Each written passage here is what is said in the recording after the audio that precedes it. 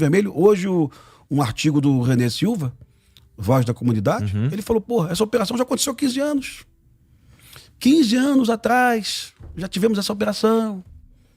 Né? E nada mudou, porra. Porque um dos principais motivos dá pra dizer que é o Estado não ocupou a favela. Sim. Então, entra lá, nesse caso de terça-feira, o Estado, as polícias entram lá,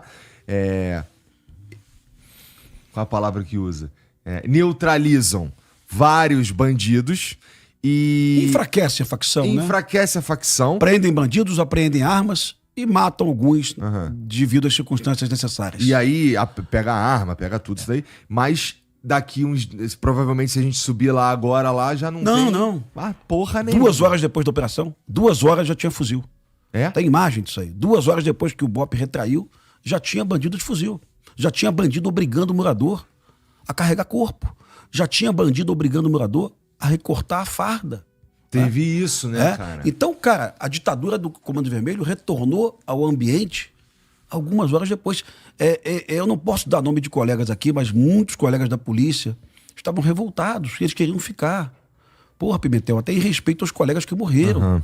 A gente tem que ficar aqui, porra. A gente tem que permanecer, porque tem mais fuzil para ser apreendido, certamente tem mais lideranças a serem presas, né? E retrair nesse momento é dizer para o morador, olha, daqui a 6 meses estamos de volta aí. E aí, meu amigo? E aí ninguém aguenta realmente isso. Então, se eu fosse o ditador que você falou hoje, eu mandava ocupar o Complexo do Alemão, mandava afastar o Lewandowski também, com certeza, porque eu acho que eu acho que ele não conhece as realidades do Brasil, não do Rio de Janeiro, não, ele não conhece as realidades do Brasil. Ele por exemplo, ele não fala nas suas coletivas sobre a questão das barricadas, né? Ele não fala em suas coletivas sobre uma tragédia humanitária no Brasil hoje, que são moradores expulsos de suas casas em Fortaleza, em Maranguape, em Eunápolis, em Salvador, né? Ele não fala. Ontem, a Polícia Militar do Ceará, de forma corajosa, matou 7 bandidos do Comando Vermelho, tá? Mas como é a Polícia Militar do Ceará, do governador Eumano, do PT, é evidente que o Lewandowski não vai reclamar, não vai dizer que isso é um assassinato. É evidente que jornalistas da Rede Globo não vão chamar isso de chacina, porque isso aconteceu num estado de um aliado do Lula. É simples assim. É para provar para o imbecil que está nos vendo que o debate deixou de ser técnico. É meramente político. Né? Então, se a Benedita da Silva hoje disser que isso é uma vergonha, porque olha o armamento, umas garruchas velhas, uns revólver canela fina, um fuzil AR-15, sim, que é um fuzil poderoso e perigoso, mas o resto aí, a Polícia Militar do Rio de Janeiro nem achou no alemão. Isso aí não tem no alemão, não. Né? Isso aí não se acha mais em favela do Rio. Isso se acha ainda no Ceará, na Bahia, em alguns estados. Lá, a Polícia Militar da Bahia, e parabéns para a Polícia Militar da Bahia, né? Perdão, do Ceará, né? Parabéns mesmo, porque a Polícia Militar do Ceará está tentando reverter o que aconteceu no Ceará. Tá tendo uma invasão lá, né? Foram 7 mortos, mas pro ativista de direitos humanos, pseudo-especialista em segurança pública, para ele isso aí não é horrível, isso não choca ele. O que choca é a Polícia Militar do Cláudio Castro matar alguém, a Polícia Militar do Tarcísio matar alguém.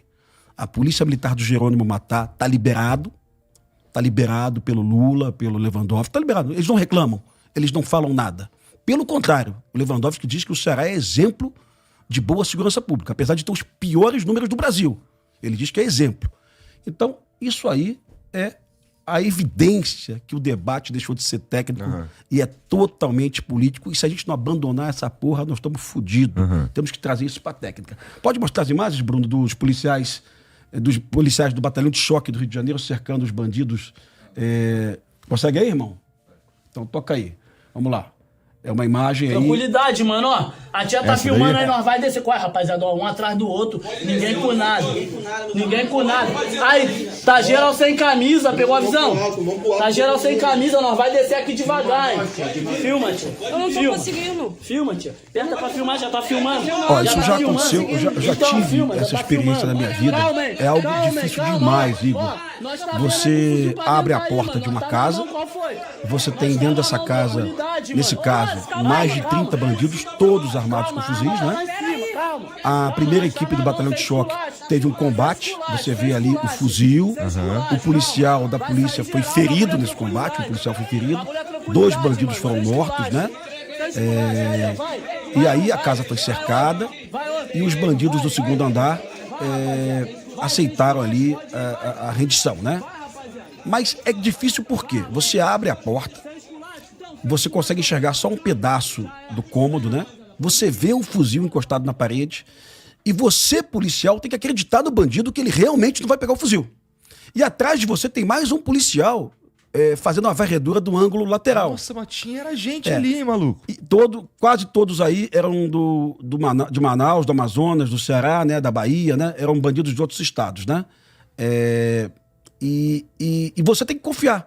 Agora, olha a dificuldade. Se um bandido desse descer com um fuzil, o policial da porta vai abatê-lo. Pois é. Porque ele é uma ameaça, né? Atual ou iminente, legítima defesa. E se esse policial abater esse bandido, o outro bandido vai pegar um fuzil e vai atirar também. Pronto. Chacina. Não é uma ação policial. Se você trouxesse aqui de novo a SWAT, a polícia da Dinamarca, né? Eles não iam conseguir render esses caras. É difícil. Se a gente não compreender essa lógica, se os pesquisadores de violência do Sou da Paz, que eu respeito, viu? Do GNUF, que eu respeito e pesquiso os dados, que são dados muito legais, muito bem produzidos. Se essas pessoas, algumas são minhas amigas que eu considero, tenho apreço, Jaqueline Muniz, que deu entrevista esses dias, pesquisadora, se as pessoas não entenderem essa dinâmica, não tem debate. É uma questão de guerra, a polícia não vai lá para matar bandido, ela vai para prender, tanto é que ela prendeu, né? Ontem um jornalista, eu não fiquei triste, mas eu corrigi ele ao vivo, respeitosamente, porque é um cara muito educado e também inteligente. Ele perguntou por que a polícia faz a opção de matar quando você pode render o bandido. Quem disse pro senhor que matar é uma opção? Matar é uma circunstância. E esse vídeo é a prova. Uhum. Deixa eu te perguntar uma parada que tem a ver ainda com o Rio, que é o seguinte, cara, que me ocorreu aqui. Depois de uma operação como essa, que aconteceu na terça-feira, que você falou que 2 horas depois já tava lá o cara com fuzil de novo. Sim. Uma ação como essa, com certeza, enfraquece a facção que tá ali naquele local. E a polícia, ela vai embora quando acaba a operação. Ou seja, no final do dia, a polícia vai embora. Cara, isso não dá uma sinalização. A gente corre o risco de ver uma tentativa de invasão lá no Complexo do Alemão e da Penha, por outras facções ou por milícia, após o enfraquecimento do crime local ali, cara? Para quem não é do Rio, né? O Comando Vermelho tem uma base de operação tão consolidada, tão forte quanto o Alemão, que é a Rocinha. Uhum. É um pouquinho mais, assim, talvez 200 fuzis a menos, né? Lembrando que o BOPE há 5 meses e a Polícia Civil e a Polícia do Ceará também estiveram na Rocinha para prender bandidos cearenses. E os bandidos, 400 bandidos, fugiram para a mata. O BOPE estava na mata e a opção do BOPE foi não matar os bandidos porque ia acontecer uma tragédia, né? Então, muita gente da imprensa, inclusive, disse que a polícia se omitiu, né? Então, a imprensa, a hora quer que a polícia mate todo mundo, a hora diz que se omite, né? Mas existe um bunker, um QG do Comando Vermelho, na Rocinha, que é muito poderoso.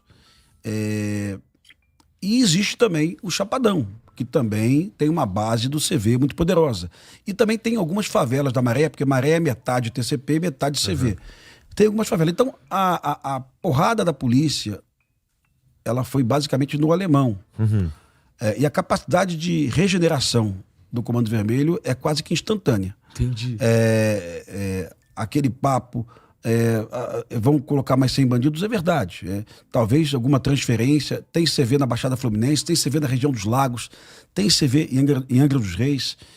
Então, no mundo real, meu amigo, talvez eles recoloquem esses fuzis lá em 3 ou 4 semanas, tá? É triste, cara, falar essa porra, mas é verdade. E aí, por esse motivo que eu disse pra você, ditador fosse, não quero ser ditador, nem quero ser político, mas se fosse ditador, eu botava a brigada paraquedista lá ontem ou anteontem. Né? Então uma operação como essa serve pra intimidar ou sei lá, agora eu fico pensando se Bom, o cara que é bandido, o cara que é um faccionado, assim, de alto escalão, não é difícil imaginar que ele tem conexões também no poder público, né? Então, não é difícil imaginar. Não, mas calma aí, fala com cuidado, senão os caras vão ficar putos. Não é difícil imaginar que o cara tem conexão com o mundo político também. Então, não é difícil imaginar também que eles têm informações, pode ter uma informação aqui e ali sobre uma operação que vai acontecer e tudo mais. Mas uma porrada como essa no Comando Vermelho assusta também os caras do terceiro. O Peixão deve estar com cagaço da porra, porque as últimas 3 tentativas de pegar o Peixão fracassaram, né? Com mobilização de efetivo de 400 homens, com muitos policiais feridos, com 7 civis mortos, você lembra disso? Atacados pelo terceiro comando. O terceiro comando do Peixão, ele é basicamente a Cidade Alta, Vigário Geral, Lucas, né? O terceiro comando do Peixão não tem capacidade bélica de atravessar o rio e invadir o Alemão, não. Apesar da proximidade, não é tão longe. O Peixão conseguiu, em 2017, tomar a Cidade Alta. Eu acho que na história das guerras do Rio de Janeiro foi a maior guerra, assim, a maior ousadia do Peixão. E possivelmente, Igor, naquela época com a ajuda de alguns policiais militares, tá? Diz a lenda que usaram 2 blindados da polícia na época, não do BOPE, mas de algum batalhão. A gente sabe que isso é verdade, e eu lamento falar isso, mas aqui eu falo mal da polícia muitas vezes também. O Peixão tomou a Cidade Alta em 2017, e quando você vai pensar na história do uso do drone em guerras no mundo, todo mundo acha que a primeira utilização de drone em guerra foi a guerra da Armênia com o Azerbaijão. Porque a guerra da Ucrânia com a Rússia foi depois, né? A primeira utilização de drone em guerra no mundo foi o Peixão utilizando 12 drones na Cidade Alta em 2017. Pode buscar qualquer relato de internet, não tem. Eu desconheço alguma força armada irregular. Hoje em dia, as Farc na Colômbia utilizam drones, a Rússia utiliza, a própria Ucrânia também utiliza muito. A maior letalidade hoje dos exércitos hoje em combate, através do drone. E eu já disse uma vez para você aqui que o drone que ele veio para ficar. Ele veio para ficar. A possibilidade não é para deixar ninguém desesperado. A possibilidade do Comando Vermelho utilizar esses drones nos próximos dias para ações terroristas, né? Bombardear prédios públicos, delegacias, batalhões, aeroportos, é bem razoável. Vai pegar uma maquininha, vai voar. Lembrando que o Complexo do Alemão está muito perto da cabeceira do aeroporto Tom Jobim, né? Muito perto mesmo da cabeceira. Mas não seria uma certamente puta burrice fazer isso? Fica tranquilo. Quê? Não seria uma puta burrice? Porque se uma ação estourar... Veja, estourar um ataque a um aeroporto, a uma sede da prefeitura, qualquer coisa assim, meio que justifica uma subida mais intensa da polícia. Tu acha puta burrice? O Comando Vermelho atacou o Palácio Guanabara em 2002, atacou a Prefeitura do Rio em 2002, atacou 4 escolas municipais em 2002, atacou o Shopping Center Rio Sul em 2002. É que eu acho que agora eles são melhores. Agora eles são mais encagaçados. Eu acho que agora eles são mais organizados e eu acho... isso é ruim, tá? Eu acho que agora eles sabem jogar melhor. Eles não seriam tão ousados. Não. Eu acho que agora eles sabem... Eles entendem melhor o jogo político, o jogo midiático. Manja. Então, na minha opinião, isso aqui é uma análise que eu acabei de tirar do meu cu, tá bom? Se o cara estoura um aeroporto, ele de certa forma, fica difícil pra mídia defender uma subida policial num caso desse, entendeu? Pra mim, no caso, é pro Lula ou pro Lewandowski. Muito difícil, não é? Não fica muito difícil. Porra, como é que tu vai defender? Os caras estouraram, vai botar a culpa em quem? Quando os caras estouram um aeroporto, né? Sim, então aí, aí a polícia tem que subir mesmo. E quando todo mundo tá falando que a polícia tem que subir mesmo, aí eles estão fodidos. E eu acho que eles ficaram mais inteligentes nesse sentido. Eu acho que eles sabem jogar, especialmente depois do lance da Marielle, que eles viram o que aconteceu. Eu acho que eles aprenderam que, cara, a gente quando for fazer alguma coisa tem que jogar com a mídia e a gente tem que fazer de um jeito que pareça dúbio. Que nem os caras tirando as roupas dos mortos dentro da mata. Pra, assim, se o cara não tá de camuflado, por que tá todo mundo sem camisa? Por que tá todo mundo de trapo? Eu vi o cara perguntando isso na rádio e a pessoa não soube responder, tá ligado? Ué, por que eu tava vendo lá os caras tudo só de trapo? Por quê? Isso é curioso, assim, sem corpos e todos sem roupa, o que aconteceu? É a possibilidade de ter tido alguma cerimônia da cueca. É possível, ali tava numa festa do pijama.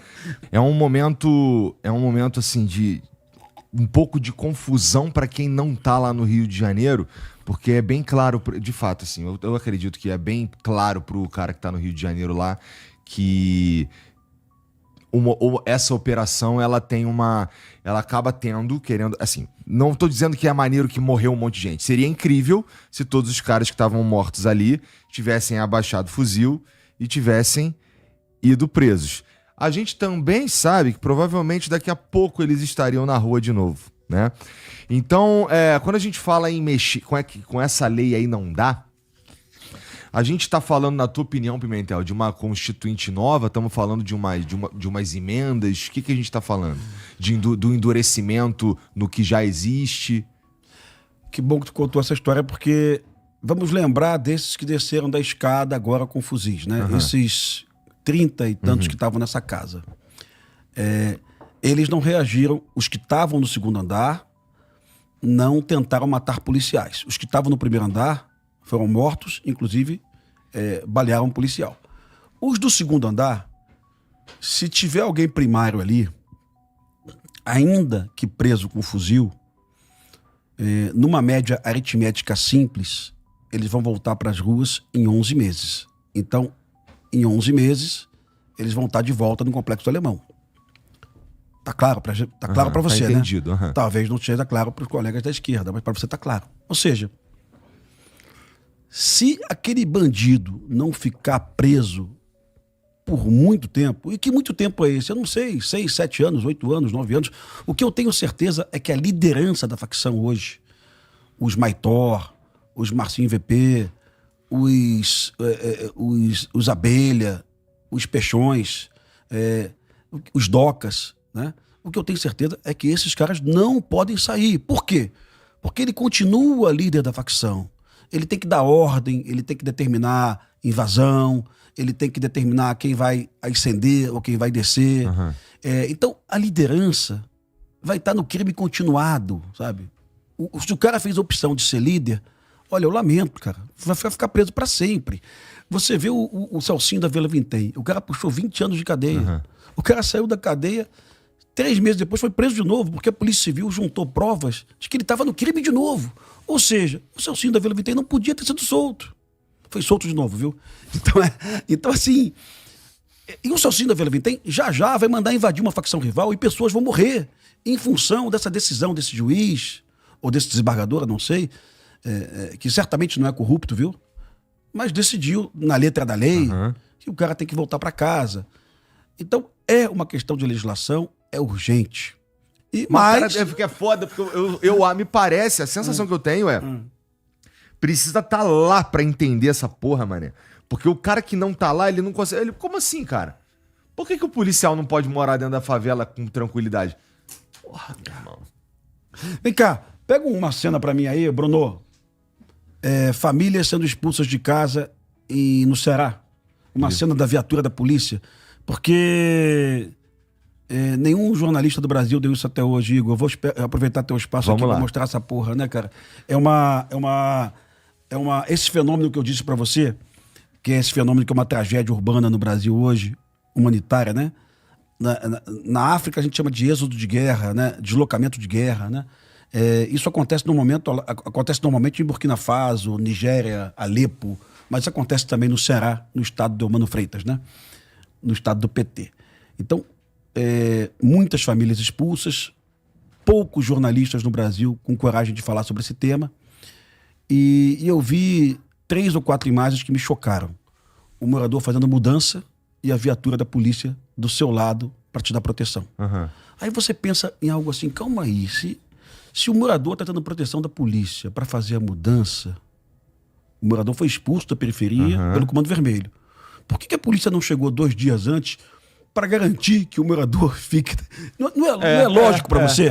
Não é lógico? Isso não é lógico para a segurança pública do Ceará, né? Ele manda a viatura.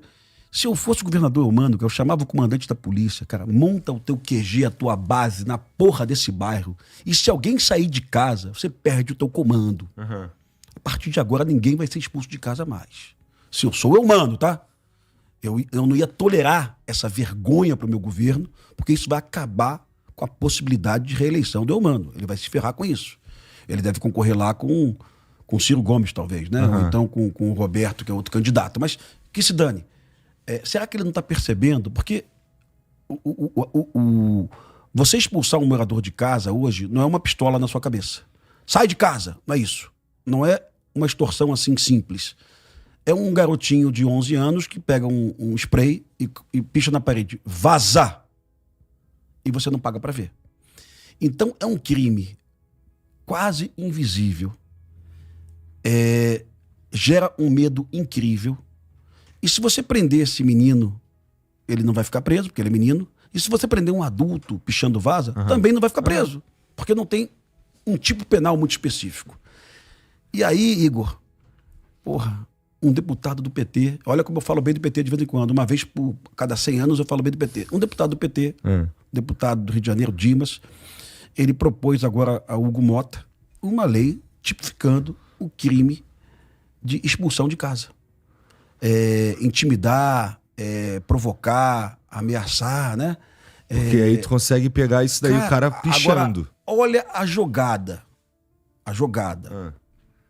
Não pode ser uma pena inferior a 8 anos. Por quê, Pimentel? Porque qualquer pena inferior a 8 anos no Brasil... O cara não fica preso. O cara responde em liberdade. Aí o cara que pichou vai lá e vai te matar depois. Já temos casos no Ceará de pessoas assassinadas porque não saíram das suas casas, tá? Então, tivemos muitas famílias que fugiram e tantas outras famílias que permaneceram, optaram por ficar. Como é que acontece esse processo? Imagina que a facção Comando Vermelho invade um bairro para expulsar a facção rival e descobre que a dona Joana é tia do traficante da quebrada, né? Dona Joana, sai de casa. Que o Marcelinho é primo do bandido. Marcelinho, sai de casa. Então, assim, no final, ele manda para fora do bairro 40 famílias, 50 famílias. Alguns jornalistas falaram de cidades fantasmas, que é um fenômeno do Nordeste. Achou isso aí não, Bruno? Achou essa porra não? Olha lá, vê se aqui Cadê? alguma coisa. Aqui calma aí, famílias expulsas de casa no Ceará. É que tem uma foto, aquela imagem ali, tem uma foto aí são 2 fotos de viaturas da polícia. Bom, ele vai procurar pra nós ali. A viatura da polícia dando cobertura, cara. Assim, constrangedor pro policial. O policial deve estar envergonhado. Eu sabe? imagino. Pô, eu tô aqui pra facilitar a tua fuga de casa, né?